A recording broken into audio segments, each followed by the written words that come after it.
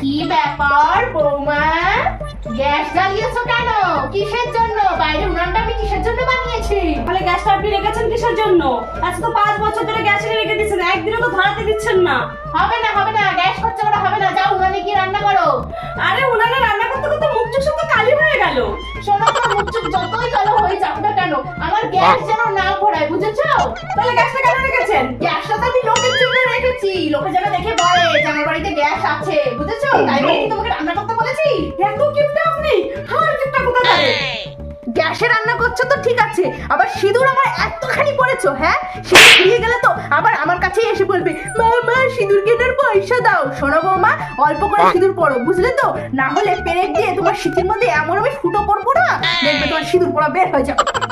কি অবস্থা! আপনার জন্য কি আমি সিঁদুরটা বেশি করে পড়তে পারবো না? স্বামীর মঙ্গল কামনা চাইতে পারবো না আমি? বেশি বকো না তো, যাও ওখানে গিয়ে রান্না করো।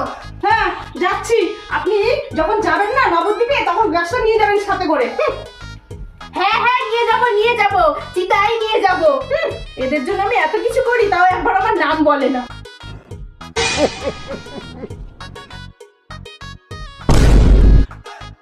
বাবা, এই 10 বছর ধরে এই জুতোটা আমি হলো পরি। হ্যাঁ, 10 বছর ধরে যেন না ক্ষয়ে যায়, এর জন্য আমি রাস্তাঘাটে খালি পায়ে হাঁটি আর এই জুতোটাকে বগল তলায় নিয়ে চলি, ভালো করে সেলাই করি। এখনো আমাকে 10 বছর চালাতে হয়। ও মা, খিদে পেয়েছে তো? সেই সকালবেলায় মুড়ি আর বাতাসা খেয়েছি, এতক্ষণ কি থাকে? পেট তো জ্বলে যাচ্ছে খিদের জন্য, আর আপনি জুতো সেলাই করতে বসেছেন। হাওয়া হাওয়া খেতে পারো না? হাওয়া হাওয়া, নাহলে কাজ করো, একটা কলসি করে জল নিয়ে আসো, আমি তোমার গলার মধ্যে ঢেলে দিচ্ছি। আর না হলে পাশের বাড়িতে বাড়ি তৈরি হচ্ছে, যাও ওখান থেকে দুটো ইট নিয়ে আসো, তোমার পেটের মধ্যে আমি ভরে দিচ্ছি। আপনার মতন না ওরকম চিপু শাশুড়ি আমি কোথাও দেখিনি, কার খবরে না জোটে। নেন আপনি সেলাই করুন। এদের জন্য আমি যতই কিছু করি না কেন, একবারও আমার নাম দেয় না।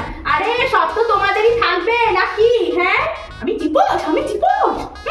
এই দেখুন আপনার ছেলের প্যান্ট 10 বছর ধরে পড়ছে, আর সেলাই করার জায়গা নেই। এবার দুটো টাকা দিন যেন একটা নতুন প্যান্ট কিনে দিতে পারি।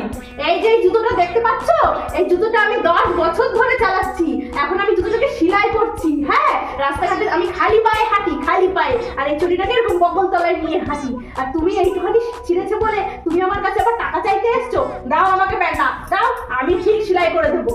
যাও তো যাও। এত হার কিপটা শাশুড়ি কোথাও দেখিনি আমি, কোথাও দেখিনি।